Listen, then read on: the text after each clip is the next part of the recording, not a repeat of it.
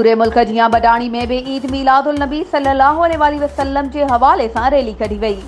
Rally नूरे मुस्तफ़ा मस्जिद मां चिट्टी मस्जिद के गादी नशीन मियां खैर मोहम्मद चाचड़, सैयद सावल शाह, तारिक हुसैन चाचड़, मोहम्मद याकूब भुट्टो ऐं ॿियनि जी अॻवाणी में कढी वई। रैली में हज़ारे आशिकाने रसूल लब्बैक या रसूल अल्लाह जे नारनि सां बडाणी शहर गूंजी उथियो। रैली शहर के शहीद मीर मुर्तज़ा चौक, हिंदू चौक, शहीद बनज़ीर चौक ऐं मुख़्तलिफ़ चौकनि खां थींदी बख्शापुर मीर ग़ालिब खान डोमकी जी औताक़ ते पहुती, जिथे रैली के खिताब कंदे मौलवी नज़ीर अहमद चाचड़ चयो त अॼु 12 रबीउल अव्वल जो ॾिहाड़ो आलम इस्लाम लाइ सभ खां वॾो ख़ुशी जो ॾींहुं आहे, जंहिं ते असांखे अल्लाह पाक जा शुक्र अदा करणु घुरिजनि, जंहिं असांखे मिठड़ो मोहम्मद मुस्तफ़ा सल्लल्लाहु अलैहि वसल्लम ॾिनो।